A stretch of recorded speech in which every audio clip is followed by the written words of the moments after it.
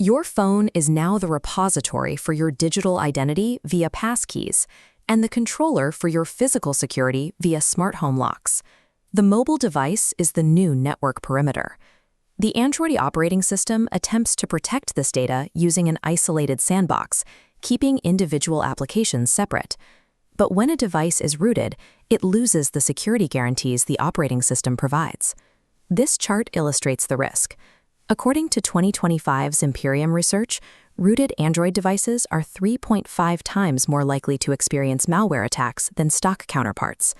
At the application level, rooted devices are 12 times more likely to contain compromised apps. These compromises have a direct financial impact. Data from DeepStrike in 2025 indicates that the global average cost of a data breach is approximately $4.44 million. As mobile devices evolve into the primary endpoint for identity and finance, the cost of ignoring device integrity has become professionally untenable. The adoption of root detection mirrors the historical, industry-wide shift to HTTPS. This timeline shows the evolution of encryption. In the early 2000s, SSL and TLS were reserved exclusively for checkout carts. Today, HTTPS is the baseline security standard for all web communication, independent of content sensitivity. A critical knowledge gap currently exists in mobile security.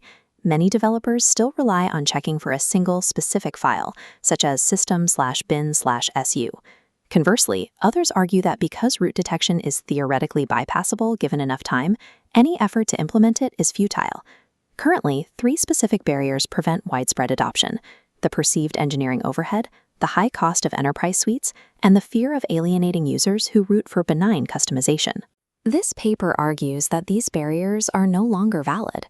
Multi-layered integrity checks are now both effective and accessible, rendering the belief that security is futile a dangerous myth. To test these defenses, the researcher developed a custom Android application using generative AI tools like Gemini 3 Pro.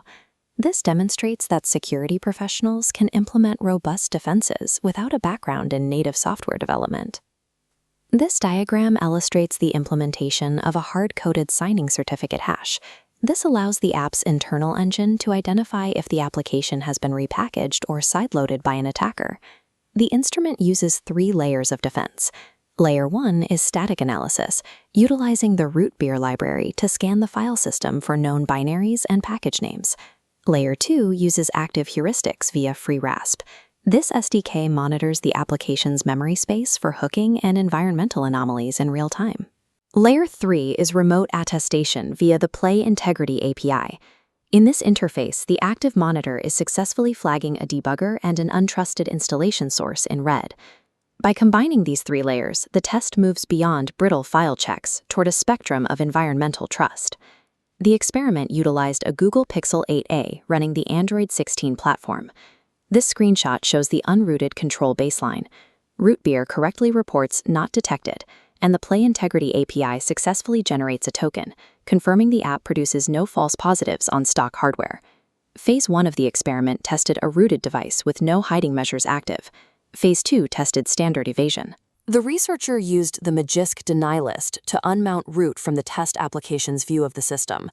Under these conditions, the static checks began to fail, while the active and remote layers remained alert. Phase 3 involved advanced isolation, deploying modules like NoHello and Shamiko, which are designed to unlink the root environment from the application's namespace. This standard evasion effectively blinds traditional security checks. It proves that searching for specific files is a functionally obsolete defense strategy. To challenge the remote attestation layer, the researcher deployed the Play Integrity Fix Inject module to attempt hardware profile spoofing. While the static checks failed, the active heuristics and FreeRASP still identified the root environment through memory hooking anomalies. The spoofing module allowed the device to meet the basic integrity verdict, but it struggled to bypass the hardware-backed device integrity check. Play Integrity provides a high-assurance barrier because it relies on the device's hardware-based trusted execution environment. Bypassing this layer of attestation requires the compromise of a private signing key or the discovery of a zero-day vulnerability in the hardware itself. As attackers move toward the hardware layer, the complexity of a successful bypass increases exponentially, validating the effectiveness of a multi-layered defense. The specific failure of static analysis is visible in Phase 3, where RootBeer switched its status from detected to not detected. This failure happens because RootBeer relies on a blacklist of package names. Once the Magisk manager is hidden and renamed to a random string, the static check is circumvented.